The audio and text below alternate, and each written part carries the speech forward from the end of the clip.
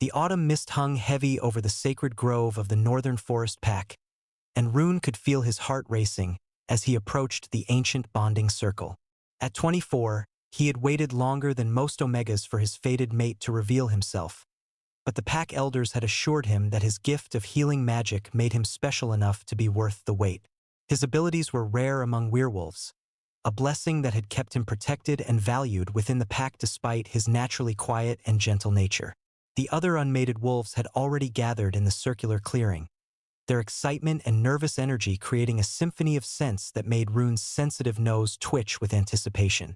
He wore the traditional ceremonial robes of an Omega seeking his destined partner, the deep green fabric embroidered with silver threads that caught the moonlight and complemented his pale skin and dark auburn hair. Around his neck hung the temporary bonding mark that showed he was available for mating, a delicate silver chain that would be replaced by his mate's permanent claim. Elder Morwen stood at the center of the circle, her ancient voice carrying across the clearing as she began the ritual words that had been spoken at bonding ceremonies for countless generations. The full moon hung directly overhead, its power amplifying the mystical connections between fated pairs and making the air itself seem to shimmer with potential. Rune closed his eyes and let his supernatural senses expand, searching for the golden thread of connection that would lead him to his destined partner. And then he felt it, a warm pulse of recognition that seemed to wrap around his soul and pull him forward with irresistible force. His eyes snapped open and immediately found Kian across the circle. The Alpha was everything Rune had dreamed his mate would be and more. Tall and powerfully built with broad shoulders and lean muscles that spoke of countless hours of training, Kian commanded attention wherever he went. His dark hair was cropped short in the warrior style, and his eyes were the deep amber of old whiskey, sharp with intelligence and burning with inner fire. As the son of the pack leader and the heir apparent to the northern forest territory, he was respected and feared in equal measure. When Kian's nostrils flared and his gaze locked onto Rune's across the circle, the Omega felt the bond snap into place like a key turning in a lock. Golden light visible only to them stretched between their souls, pulsing with the rhythm of their synchronized heartbeats. This was it, the moment Rune had been waiting for his entire life. He took a tentative step forward, his bare feet silent on the soft moss. But instead of moving to meet him, Kian's expression hardened into something cold and cruel. The Alpha's jaw clenched and his hands curled into fists at his sides, his whole body radiating rejection and disgust. When he spoke, his voice carried clearly across the circle, loud enough for every wolf present to hear and witness. I reject this bond. The words hit Rune like a physical blow, stopping him mid-step and making his legs nearly buckle beneath him.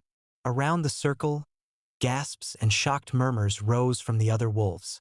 Rejections were not unheard of in werewolf society, but they were rare and always devastating for both parties involved. Kian, Elder Morwen's voice held a sharp warning. The moon goddess has chosen.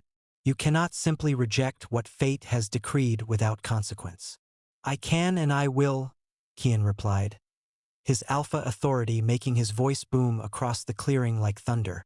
This Omega is too weak, too soft, too broken to be the mate of a future pack leader. Look at him, already trembling like a leaf in the wind.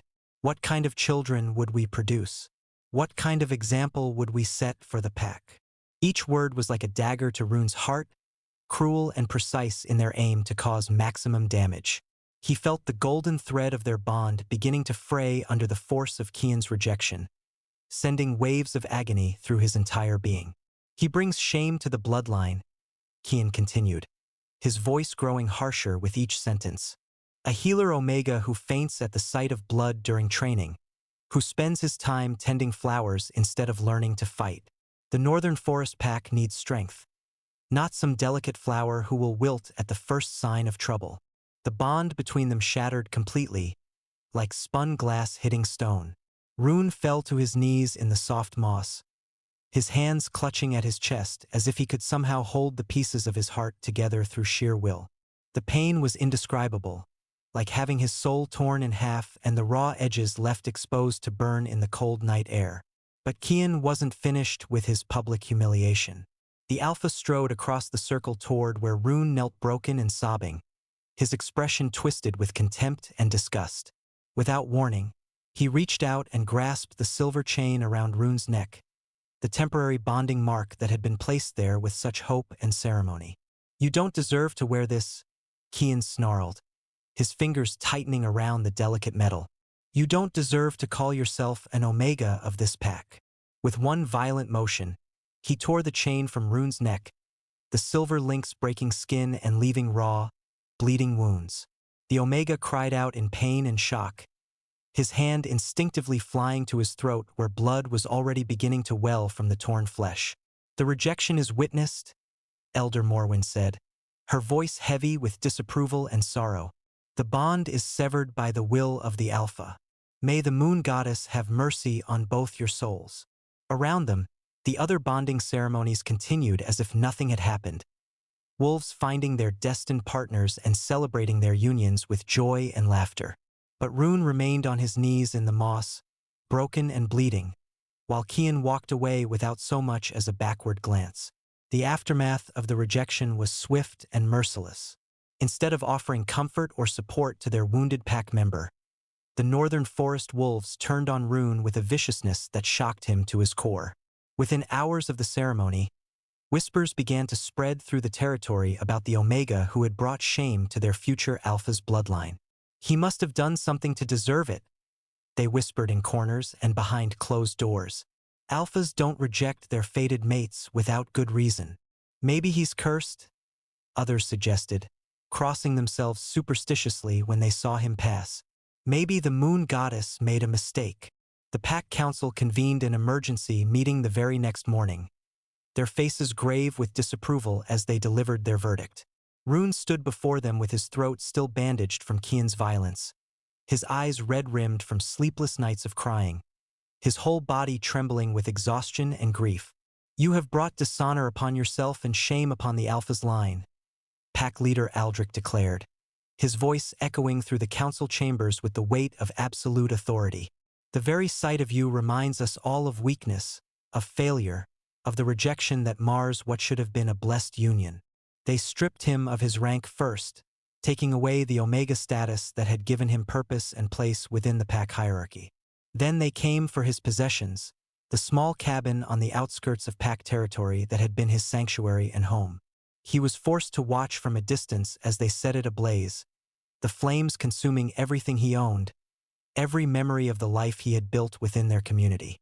The healing supplies he had carefully gathered and prepared over years of study were destroyed in the fire. The garden he had tended with such love and care was trampled under the feet of wolves who no longer saw him as deserving of beauty or peace. Even his personal belongings, gifts from family members and mementos of happier times, were consumed by the merciless flames. "You are no longer welcome in northern forest territory," Aldrich continued, his words final and unforgiving. "An Omega without a mate is not a wolf but a shadow, a reminder of what should never be. Leave this place and never return." His own family, once proud of their son's healing abilities and gentle nature, now refused to meet his eyes. His mother, who had sung him lullabies and tended his childhood wounds, turned away when he approached their home for the last time. His father, who had taught him to identify healing herbs and shown him how to channel his magic, slammed the door in his face without a word. "You bring only shame now," his younger brother said through the closed door, his voice thick with tears but resolute in its rejection. "Stay away from us. We cannot bear to look at what you have become." And so Rune found himself utterly alone for the first time in his life, cast out into the wilderness with nothing but the clothes on his back and the wounds on his throat that marked him as rejected and unwanted. The autumn rain began to fall as he stumbled away from the only home he had ever known, soaking through his thin clothing and mixing with the tears that streamed down his face.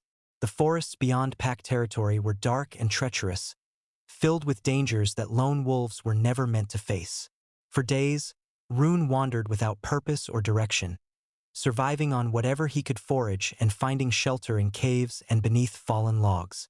His healing magic, once a source of pride and purpose, had abandoned him entirely, leaving him unable to tend even his own wounds as they festered and became infected. The cold was the worst part, seeping into his bones and making every movement an agony of effort. His body, already weakened by heartbreak and trauma, began to shut down in the face of such harsh conditions. He lost weight rapidly, his clothes hanging loose on his diminished frame, his face becoming gaunt and hollow-eyed with starvation. Sleep brought no relief, only nightmares where he relived the rejection over and over again, Kian's cruel words echoing in his mind like a curse. Sometimes he dreamed that the Alpha had accepted their bond, that they had built a life together filled with love and children and pack duties shared in harmony. He would wake from these dreams sobbing, the contrast between fantasy and reality too painful to bear. It was during one of his darkest moments, when he had collapsed beside a frozen stream and was seriously considering letting himself slip beneath the ice-crusted water, that his fate took another turn. He heard the sound of horses approaching through the forest, the jingle of harnesses and the low murmur of voices speaking in languages he didn't recognize. 3 men emerged from the treeline, their faces hard and predatory as they took in his obvious weakness and vulnerability. They wore the leather and steel of professional slavers, their weapons well-maintained and their eyes calculating as they assessed his potential value. Well, the leader said, his voice gravelly with years of shouting orders and breathing smoke. What have we here? A pretty little Omega, all alone in the big bad woods. Rune tried to run, his survival instincts finally kicking in despite his weakened state, but his body betrayed him. He made it perhaps 10 yards before his legs gave out completely, sending him crashing to the frozen ground in a tangle of limbs and despair. The slavers caught him easily, binding his hands with iron shackles that burned against his supernatural skin. Werewolf, one of them observed, examining the half-healed wounds on Rune's throat. Omega by the scent of him, probably rejected judging by those marks. Damaged goods, but still valuable enough to turn a profit. They threw him into the back of their wagon like a sack of grain, where he found himself sharing space with several other captured supernatural beings. A young vampire who looked barely old enough to have been turned, his pale skin marked with silver burns. A water elemental whose magic had been bound with enchanted chains, leaving him weak and disoriented. A half-demon whose mixed heritage made him unwelcome in both worlds, his eyes reflecting the same broken hopelessness that Rune felt in his own soul. The journey to the slave markets took nearly a week, traveling through increasingly civilized but morally bankrupt territories where the trade in supernatural beings was not only legal but actively encouraged. They were barely fed during the trip, kept weak and compliant through a combination of drugs and threats. Rune's healing abilities, already dormant from trauma, showed no signs of returning even as his body cried out for the relief only magic could provide. When they finally reached the auction house, Rune was cleaned up and dressed in simple but revealing clothing designed to showcase his Omega status and the pale, unmarked skin that spoke of his virginity and availability. His handler, a cruel woman with calculating eyes and hands that lingered where they shouldn't, applied makeup to hide the worst of his injuries and coached him on how to present himself to potential buyers. "You're damaged goods, little wolf," she told him bluntly as she arranged his auburn hair to fall in soft waves around his face. "Rejected by your fated mate, no family, no pack to speak for you, but you're still young and pretty, and you've got that healing magic that some buyers prize. Play up the broken angel act and you might fetch a decent price."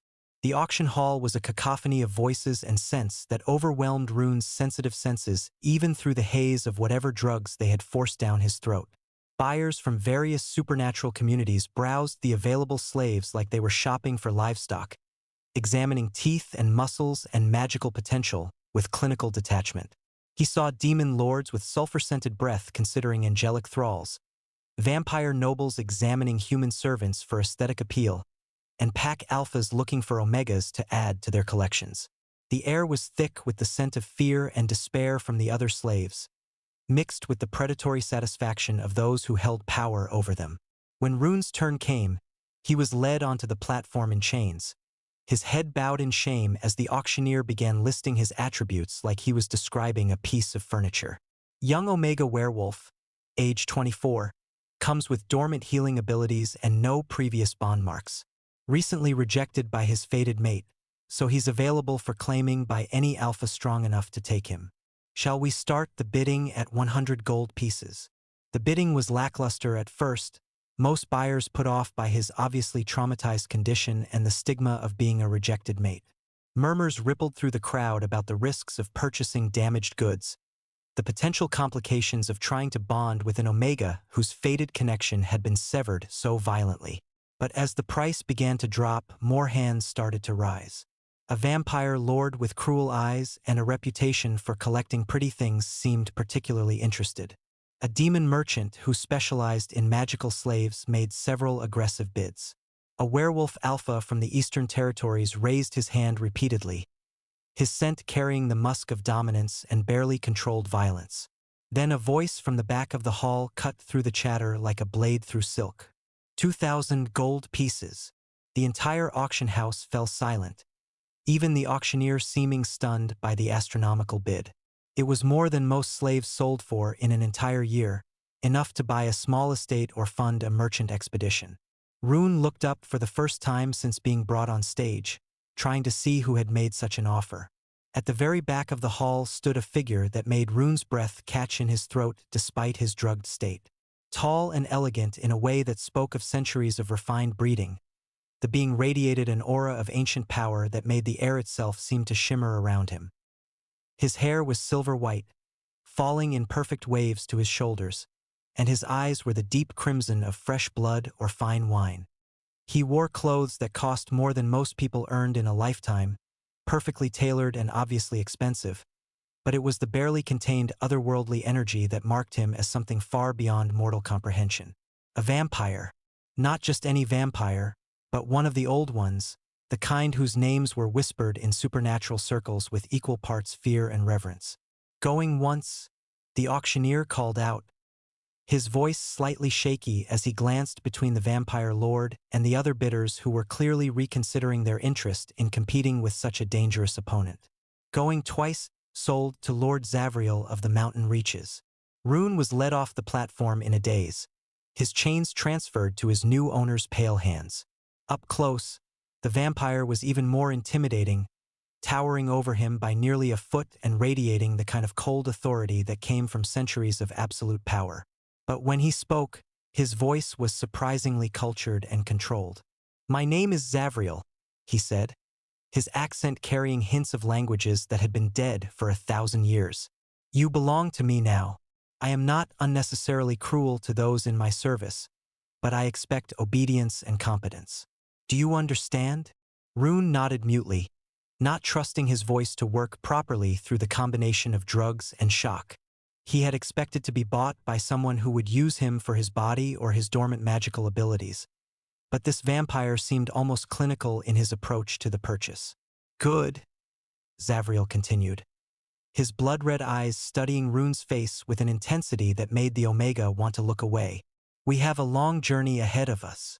Do not attempt to escape or cause trouble. The mountains are not kind to those who lack the strength to survive them." The journey to Zavriel's stronghold took 4 days, traveling through increasingly wild and desolate terrain. The vampire had procured a horse and cart for the trip, though he walked alongside it with the tireless grace of his kind while Rune rode in the back, wrapped in furs that were probably worth more than his entire village's annual income. They spoke little during the days of travel, but Zavriel proved to be considerate in small ways that surprised Rune. He ensured the Omega had enough food and water, provided warm blankets when the mountain air grew cold, and never once made demands or threats. It was a stark contrast to the cruelty Rune had experienced from his own pack, this basic kindness from someone who supposedly owned him.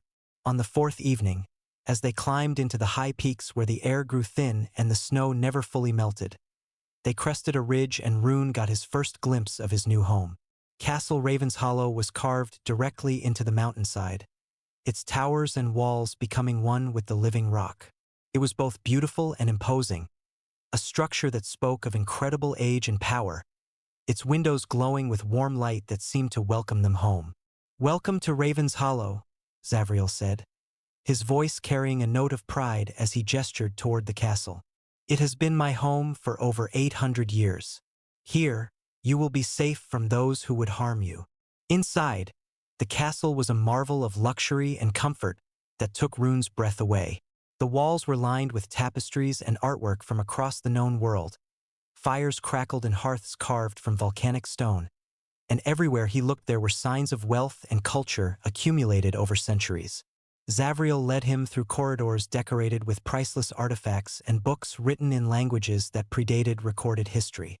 "These will be your quarters," Zavriel explained, opening the door to reveal a suite of rooms that were larger and more comfortable than any space Rune had ever lived in. The bedroom contained a massive four-poster bed covered in silk sheets and fur throws. The sitting area was furnished with chairs and tables that belonged in a palace, and the workspace by the window was equipped with everything a scholar or healer might need.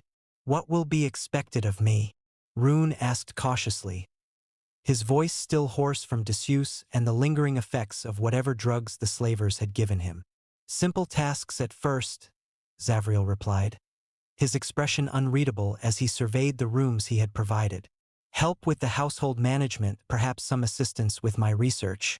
Nothing too demanding while you recover your strength. You have been through a great deal." That first night, Rune barely slept despite the comfortable bed and warm room.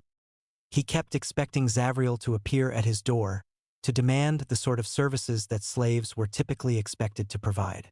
But the vampire never came, and when morning arrived, Rune ventured out of his rooms to find his new master in the kitchen, preparing what appeared to be breakfast for two. "I was unsure what you would prefer," Zavriel said without looking up from the stove where eggs were cooking alongside strips of bacon. "But I thought something simple would be best while your body adjusts to regular meals again." The kindness in the gesture was almost harder to bear than cruelty would have been.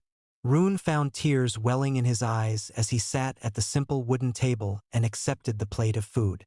It had been so long since anyone had shown him basic consideration that he had forgotten what it felt like to be treated as a person rather than a burden. "Why did you buy me?" he asked between bites, the question that had been plaguing him since the auction house. Zavriel was quiet for a long moment, his ancient eyes distant with thought. "I have lived for over a millennium," he said finally, his voice carrying the weight of all those years.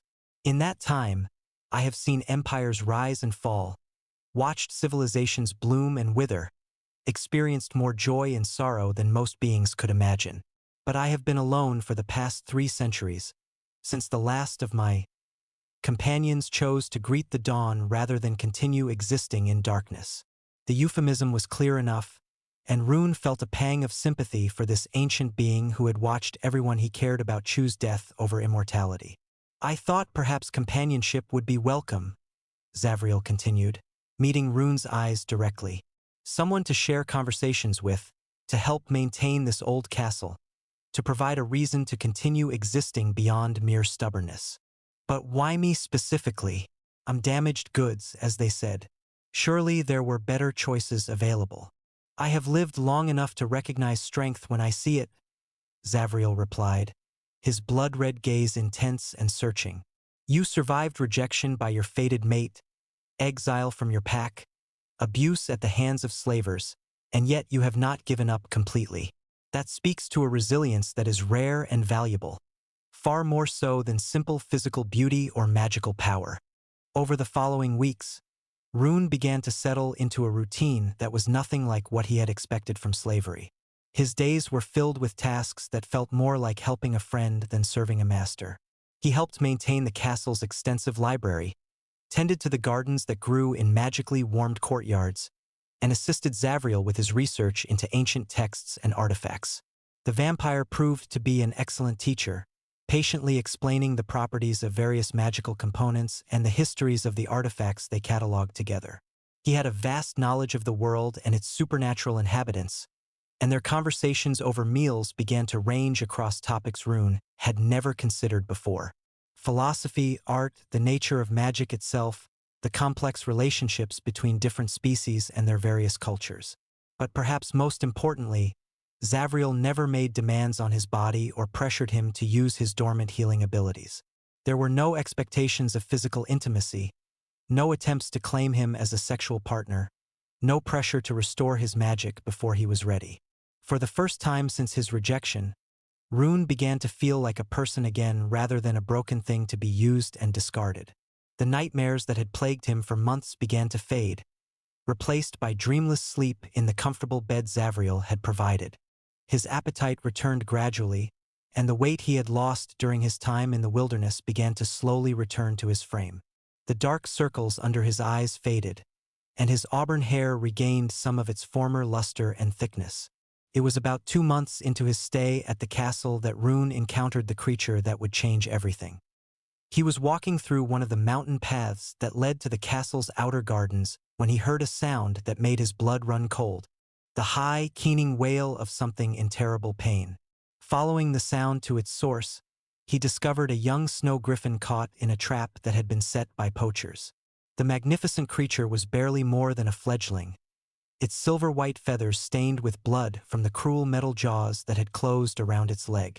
Its golden eyes were wild with pain and terror as it struggled against the trap, only succeeding in driving the metal teeth deeper into its flesh.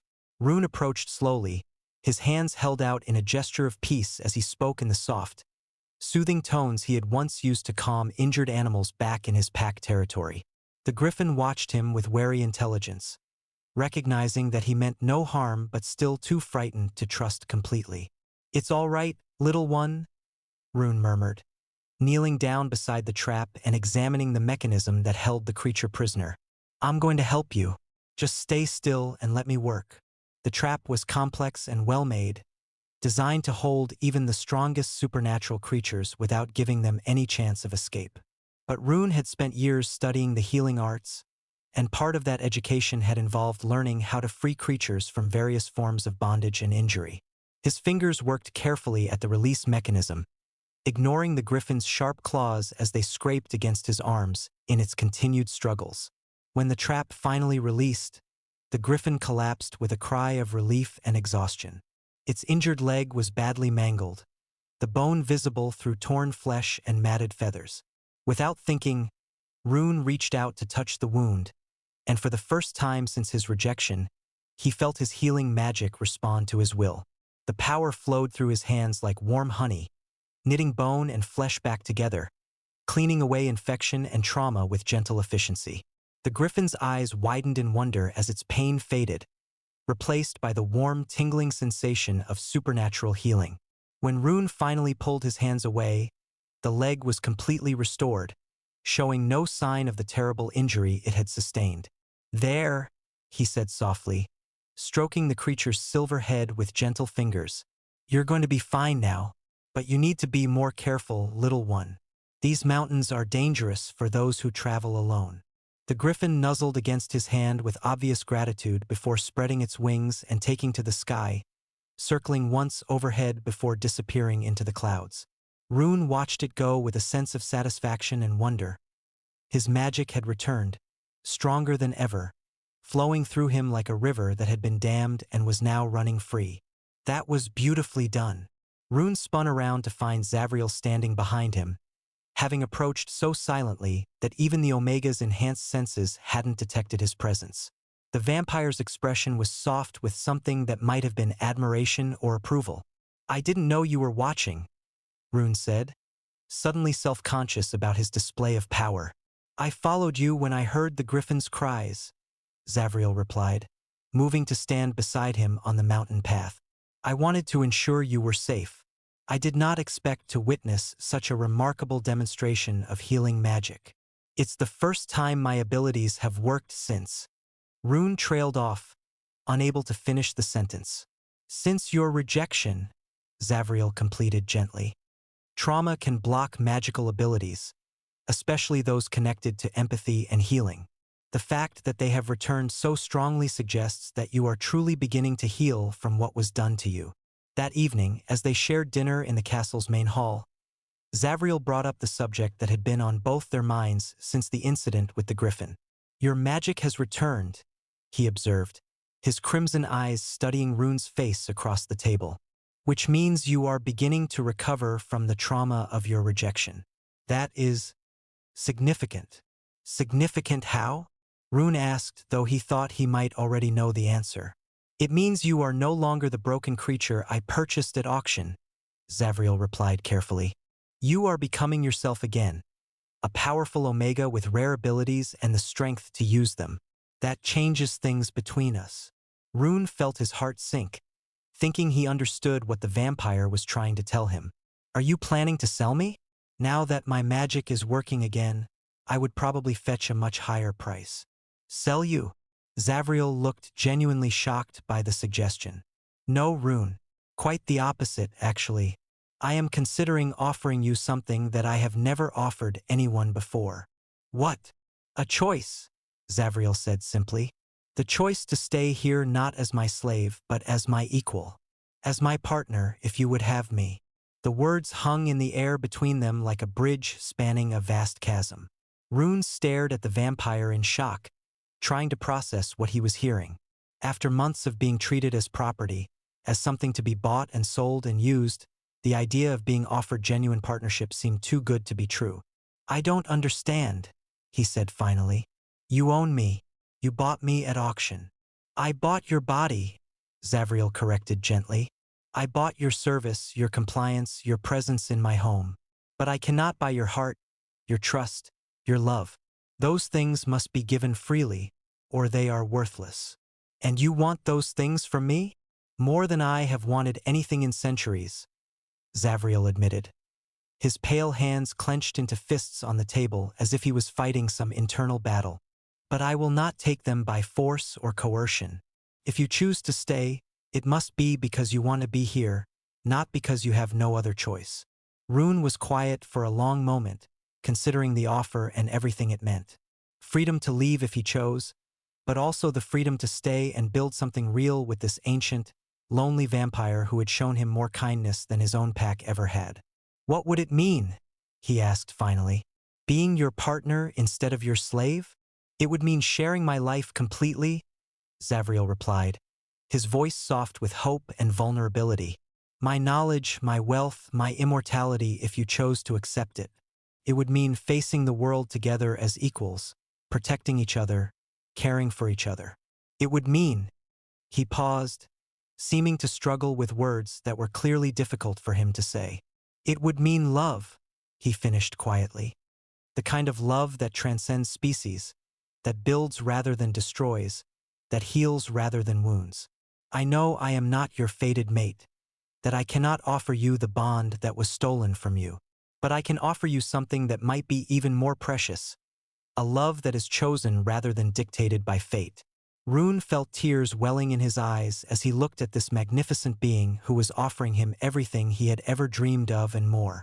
Not the desperate, overwhelming connection he had felt with Kian, but something deeper and more sustainable. A love built on respect, understanding, and genuine care for each other's well-being. I need time to think, he said finally, his voice thick with emotion. Of course, Zavriel replied, though Rune could see the disappointment he was trying to hide. Take all the time you need. The offer stands regardless of how long you require to consider it. Over the following days, Rune found himself observing their relationship with new eyes, trying to imagine what it would be like to stay not as a slave but as a true partner. He watched how Zavriel treated him, how the vampire's eyes softened when they fell on him, how carefully he was touched, how respectfully he was spoken to even when they disagreed about something. It was during one of their regular walks through the castle gardens that Rune made his decision. They were examining a section of winter roses that had been struggling to bloom in the harsh mountain climate when he finally found the courage to speak. I want to accept your offer, he said quietly, not looking up from the roses he was tending with gentle magic. Zavriel went very still beside him. Are you certain? This is not a decision to be made lightly. Once you accept, there will be no going back to the way things were. I'm certain, Rune replied, finally meeting the vampire's crimson gaze. I've spent weeks thinking about it, and I realize that what I feel for you isn't gratitude or dependency. It's love. Real, genuine love for the person you are. The kindness you've shown me. The way you've helped me heal from wounds I thought would never stop bleeding. The kiss that followed was gentle and tentative, as if Zavriel was afraid Rune might change his mind at the last moment.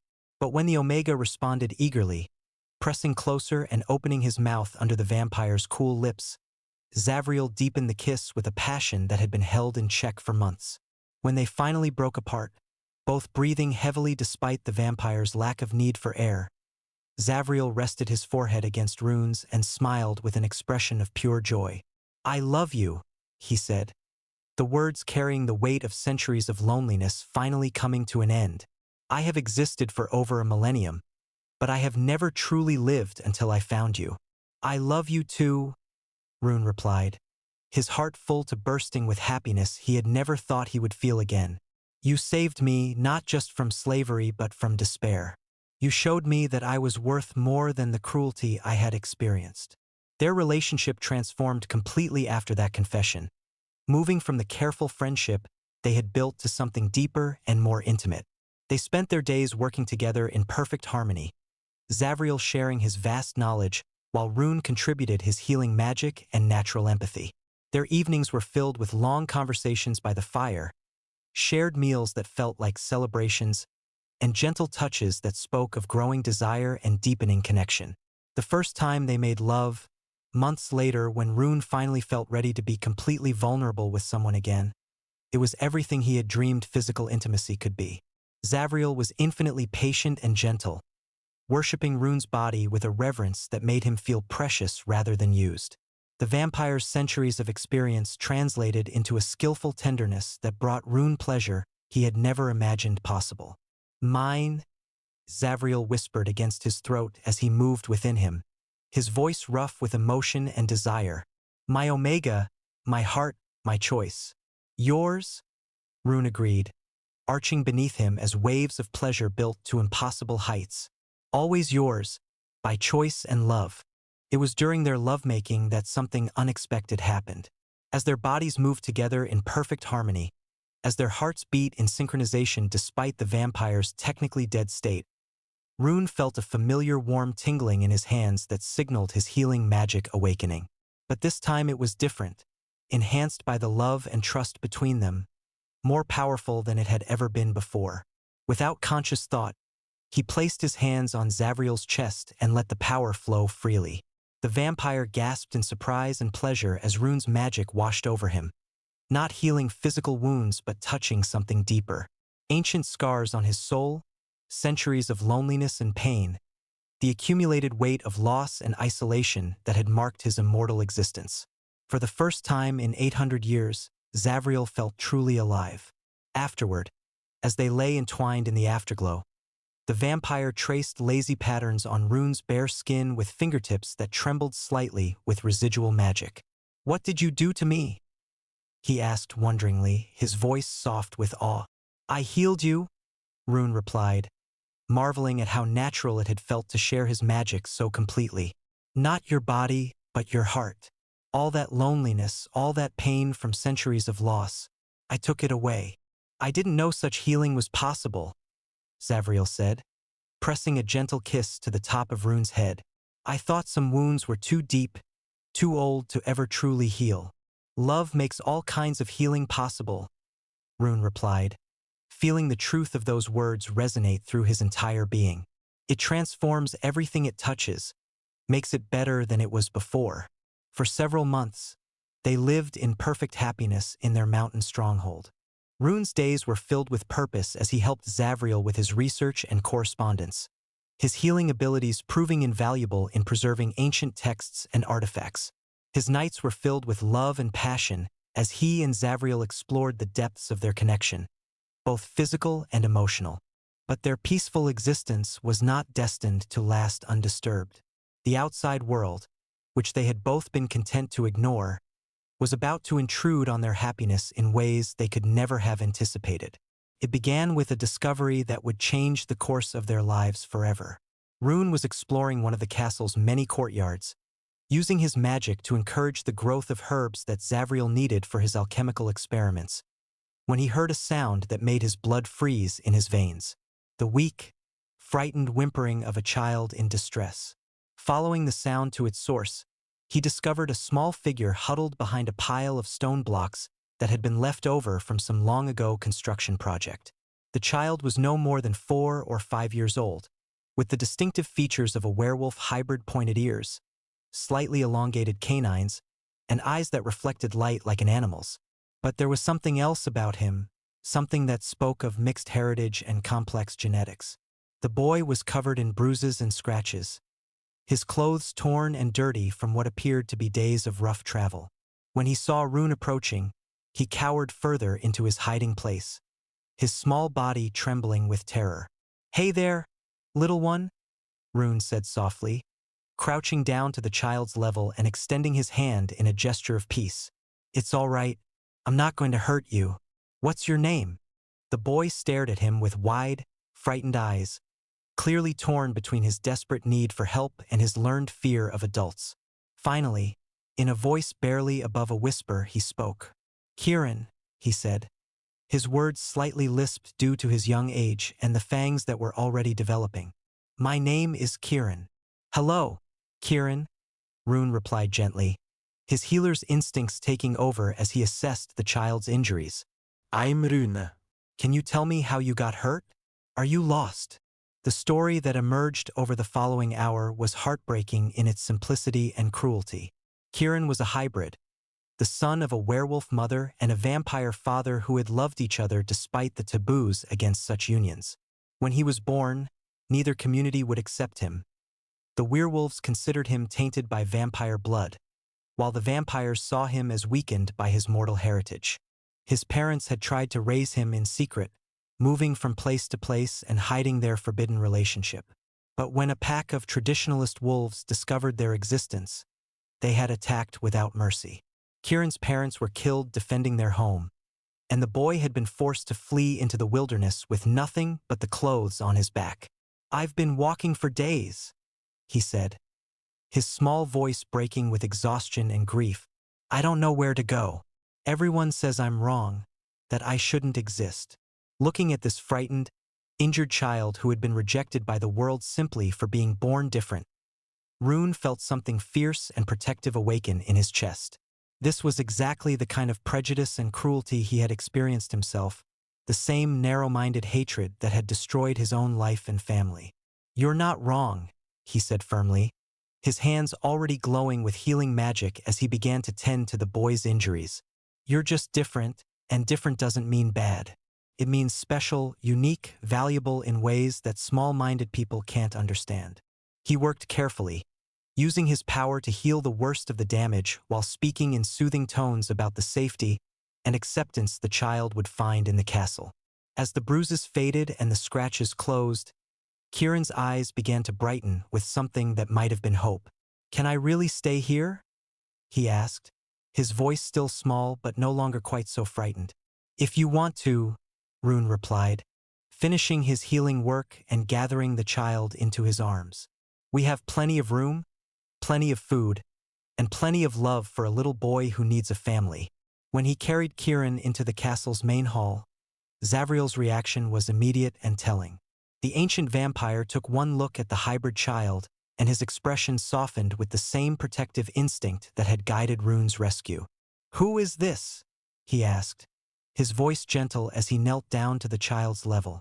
"This is Kieran," Rune replied, his tone carrying a subtle challenge.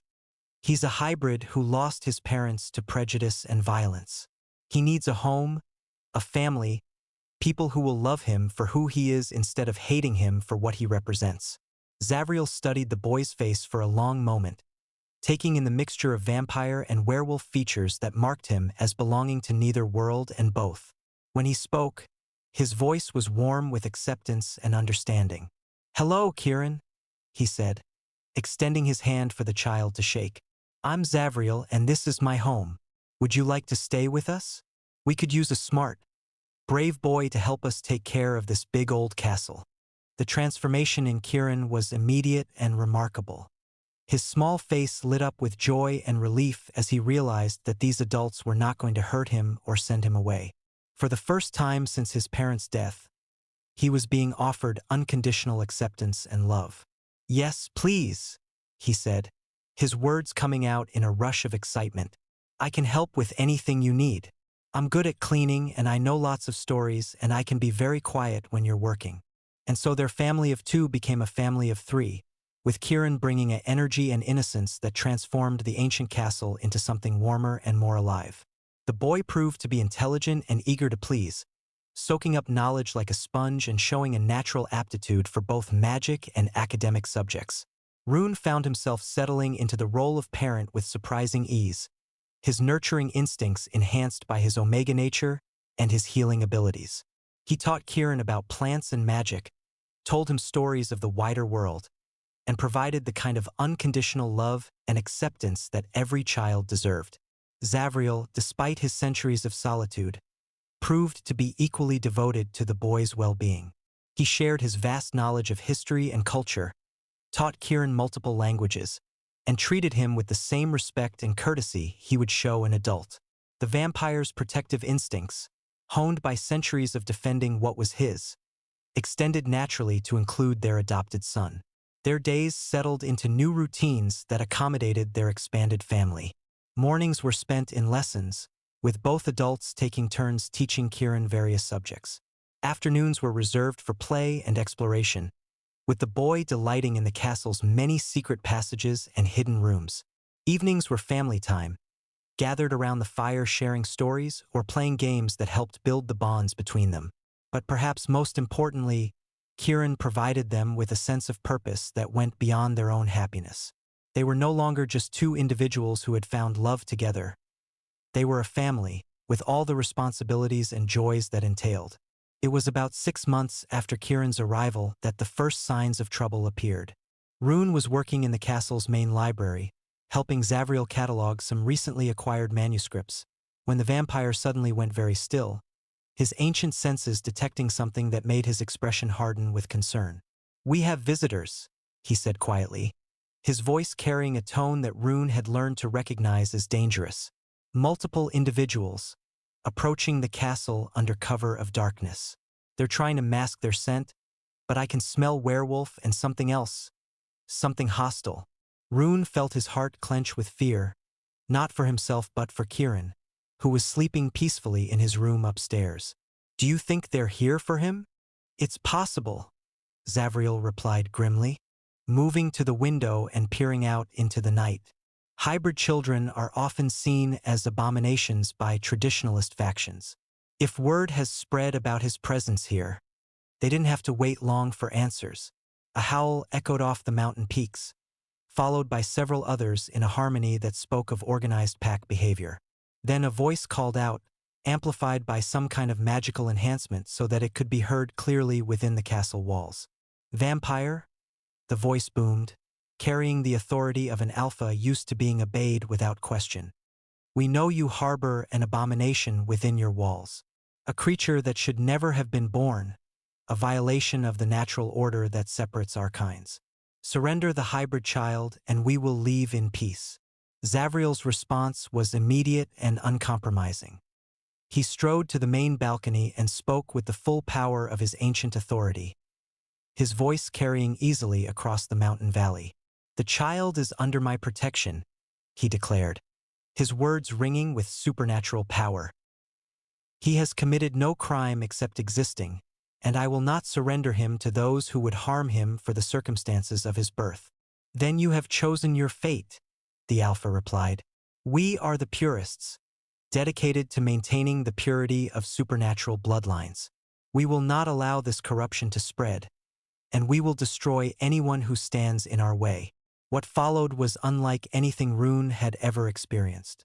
The attack began at dawn, with the purest forces using a combination of werewolf pack tactics and hired supernatural mercenaries to assault the castle's defenses.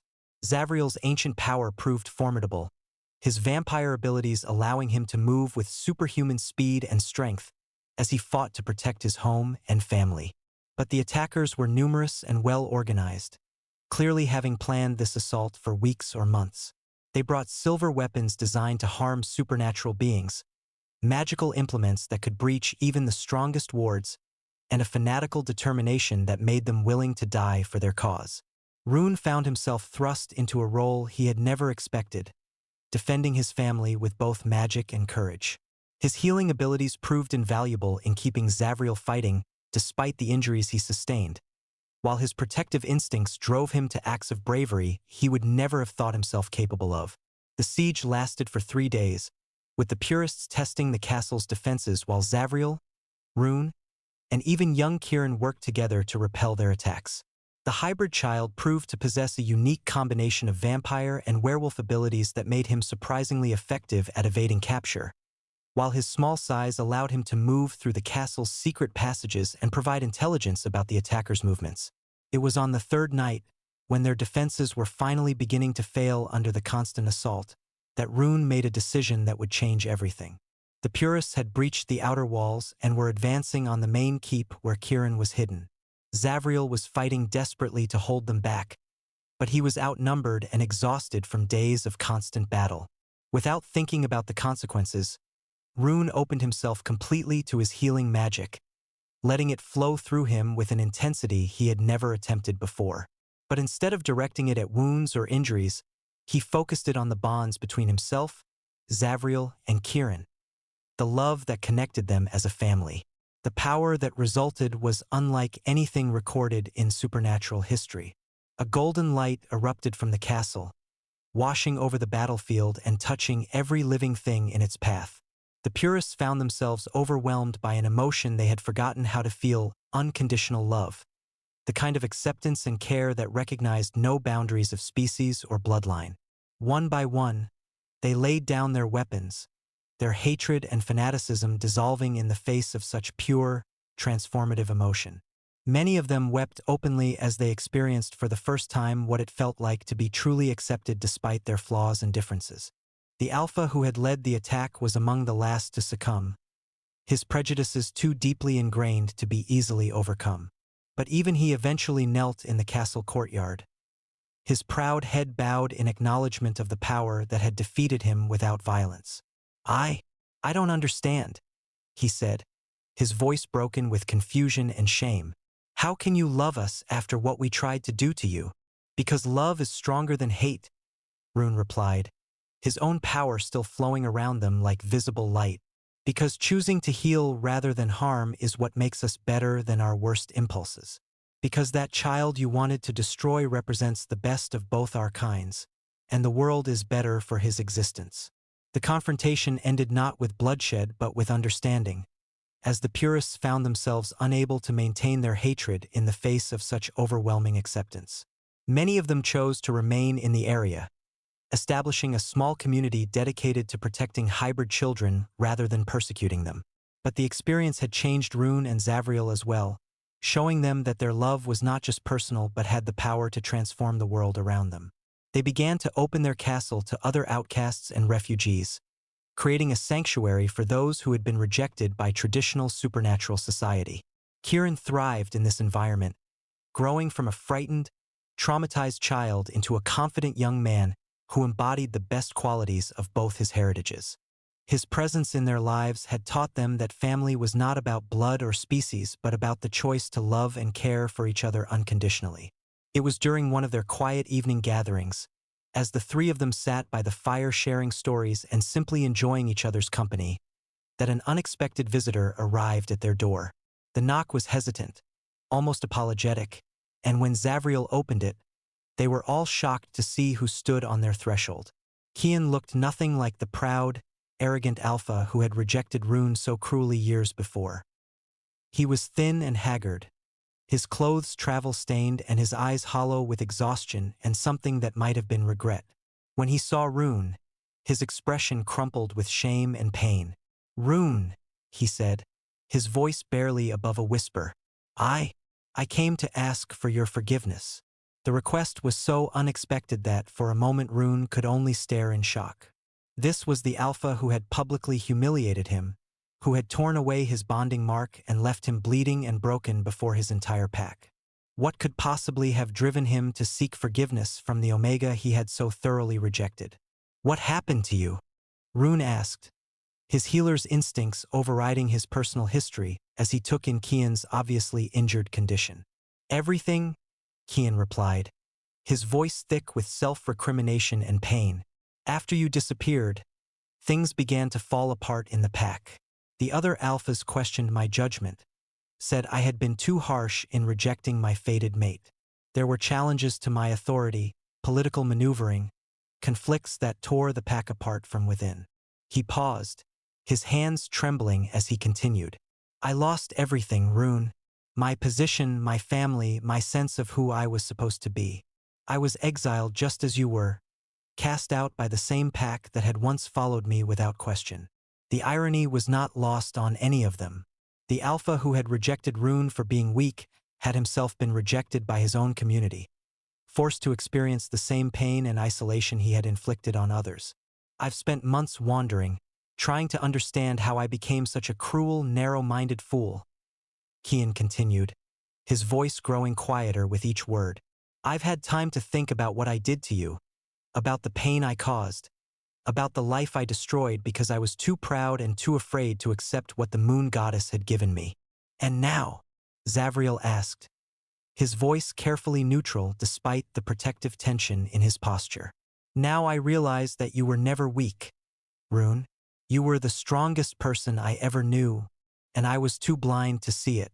You survived my rejection, built a new life, found love and family and purpose. You became everything I pretended to be but never actually was. Rune stood in the doorway for a long moment, looking at this broken version of the man who had once seemed so powerful and intimidating. Part of him wanted to turn Kian away, to let him experience the same rejection and abandonment he had once inflicted. But as he looked at the suffering in his former fated mate's eyes, he realized that revenge held no appeal for him. The pain of rejection had long since healed, replaced by a love and happiness he had never imagined possible. Kian's suffering brought him no joy, only a sadness that anyone should have to endure such anguish. I forgive you, Rune said simply, the words carrying the weight of genuine absolution. Not because you deserve it, but because holding on to anger and hatred would only poison the happiness I found. I forgive you, Kian, but I want you to understand that forgiveness doesn't mean forgetting. It doesn't mean pretending that what happened didn't matter. I know, Kian replied, tears streaming down his face. I don't deserve your forgiveness, but I'm grateful for it. You've grown into someone magnificent, someone who deserves all the love and happiness in the world. I'm sorry I was too much of a coward to see that when it mattered. The conversation continued for hours, with Kian sharing his story of exile and the hard-won insights it had brought him. It was clear that his experiences had fundamentally changed him, stripping away the arrogance and prejudice that had defined his earlier life and revealing a capacity for empathy and growth that had always been there, but had been buried under layers of toxic masculine expectations.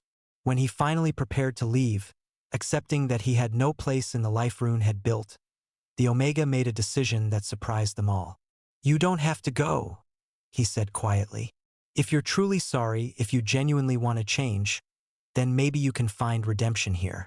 We've created a place for outcasts and refugees, for those who need to heal from the wounds that society has inflicted on them. You would do that for me? Kian asked, his voice filled with wonder and disbelief. After everything I put you through, I would do it for anyone who was genuinely seeking to become better than they were, Rune replied. The question is whether you're willing to put in the work, to face the parts of yourself that led to such cruelty, to build something new from the ashes of who you used to be. Kian's integration into their unconventional family was challenging for everyone involved, but particularly for Kieran, who struggled to understand why they had welcomed someone who had caused so much pain. It took time and patience, but eventually the former alpha found his place in their community not as a leader but as someone learning to follow, to serve, to put the needs of others before his own desires for power and control. The work was clearly therapeutic for him as well. The more he helped others, the more he seemed to heal from his own wounds. The hollow look in his eyes gradually faded, replaced by a sense of purpose and belonging that transformed his entire demeanor. Years passed, and their sanctuary continued to grow and evolve. Rune's healing abilities became legendary throughout the supernatural world, drawing those who needed not just physical healing but emotional and spiritual restoration. Zavriel's knowledge and resources provided the foundation for a community that offered education, protection, and acceptance to anyone who needed it. Kieran grew into a remarkable young man, his hybrid nature making him a natural bridge between different supernatural communities. He became an ambassador and mediator, using his unique perspective to help resolve conflicts and build understanding between groups that had been enemies for centuries. And Kian, once the proud alpha who had thought strength meant dominance, learned to find true power in service and humility. He became a counselor and teacher, helping other former alphas and dominants understand that real leadership meant lifting others up rather than tearing them down. On the 5th anniversary of their sanctuary's founding, as Rune stood on the castle's main balcony, watching the sunset paint the mountain peaks in shades of gold and crimson, he reflected on the incredible journey that had brought them all to this point. Below him, the lights of their community twinkled like stars, each one representing a life that had been saved, a heart that had been healed, a soul that had found its place in the world. "Any regrets?" Zavriel asked, joining him at the balcony, railing with Kieran and Kian close behind. "None," Rune replied without hesitation, his heart full of the deep contentment that came from a life devoted to healing and love. "This is exactly where I'm supposed to be, with exactly the people I'm supposed to be with." Kieran, now a young man of 20 with the poise and wisdom of someone who had grown up surrounded by love and acceptance, placed his hand on Rune's shoulder with a gentle smile. "Tell me the story again," he said, echoing a request he had made countless times over the years. "The story of how you turned rejection into redemption, how you built a family from broken pieces, how you proved that love really can conquer all." Rune smiled and gathered his unconventional family around him, their presence filling the space with warmth and contentment. Below them, their community continued its work of healing and hope, a beacon of light in a world that often seemed dominated by darkness and division. "Once upon a time," he began, his voice carrying the warm cadence of countless retellings, "there was an Omega who thought his life was over when his fated mate rejected him. He didn't know that sometimes the greatest love stories begin with the greatest heartbreaks, or that the families we choose can be stronger than the ones we're born into." As he spoke, the 3 men and the young hybrid who had become his world settled around him, their presence creating a circle of love and acceptance that had the power to transform not just their own lives, but the lives of everyone who encountered it. The story continued late into the night, as it always did, with new chapters being written every day. It was a story of healing that transcended species boundaries, of love that chose compassion over revenge, of the power of forgiveness to transform even the most bitter enemies into family. It was their story, unique and beautiful and still being written with each passing day, a testament to the truth that no rejection was final, no wound was beyond healing, and no love was impossible if it was freely given and gratefully received.